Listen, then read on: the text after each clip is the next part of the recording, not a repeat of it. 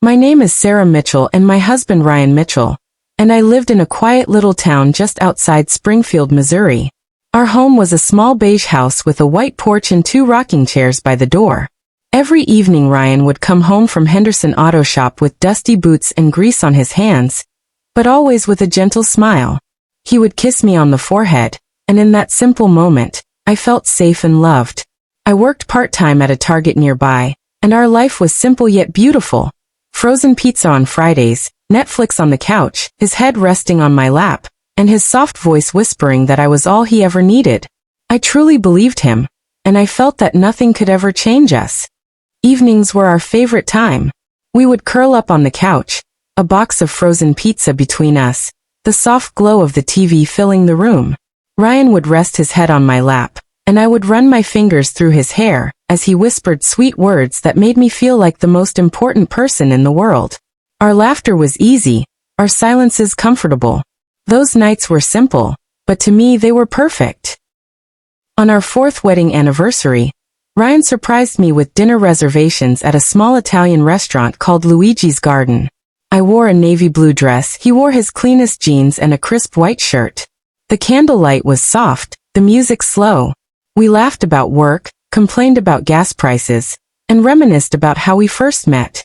Everything felt magical, like the world had paused just for us. The waiter brought our food, chicken parmesan for Ryan, shrimp Alfredo for me. Ryan smiled warmly, and said that I was the only serious relationship he had ever had.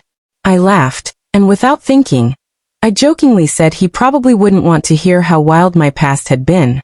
I expected him to laugh with me. I expected a playful response. But instead he slowly stopped chewing. He put his fork down and looked at me silently. His eyes searched mine, and for a moment, I felt a cold weight in my chest. I smiled and shrugged, saying it was just a joke, only college life. But his face did not soften. He stared at his plate in silence while the restaurant around us buzzed with laughter. I realized, too late, that my careless words had hurt him more than I could ever imagine. Then he stood up. Quietly, deliberately. He walked to the counter, paid the bill, returned, and placed the receipt on the table. He told me calmly that he loved the version of me he believed in. Before I could respond, he walked out, leaving me sitting alone.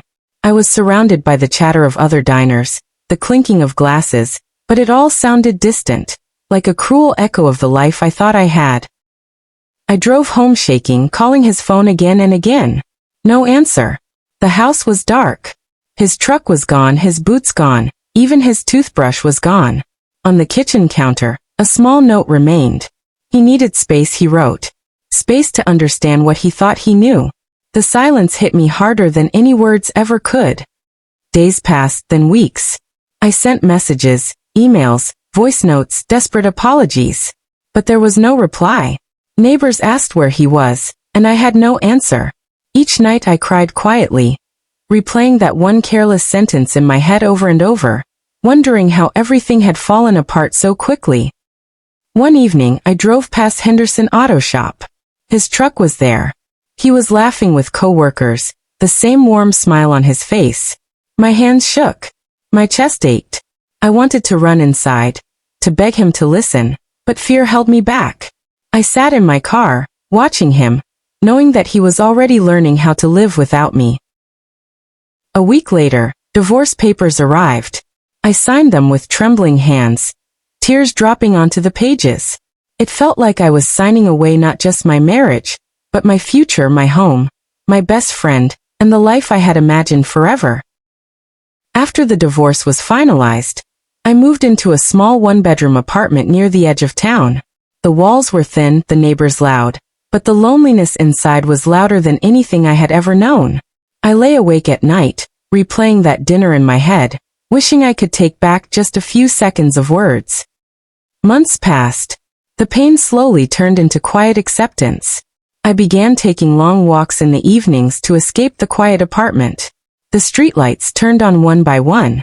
Couples passed by, hand in hand, and every time I saw them, it felt like someone gently pressed on an old bruise that had never fully healed. Slowly, I started finding ways to heal.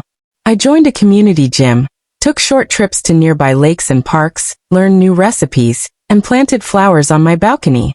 One Saturday, Michael, a kind coworker, invited me to a farmer's market. I almost refused, still feeling guilty for enjoying life, but I went. We walked between stalls of candles, bread, and flowers, and for the first time in a long while, I laughed without forcing it. That night, standing on my balcony watching the sunset, I realized something important. Losing him did not mean losing myself. I whispered quietly, not to him but to myself, that I was sorry for holding on to guilt and regret. For the first time in a long while, my chest did not feel heavy. The love I lost taught me that words can break hearts, but time can slowly teach them how to heal. And though my story with Ryan had ended, my story with life was still being written.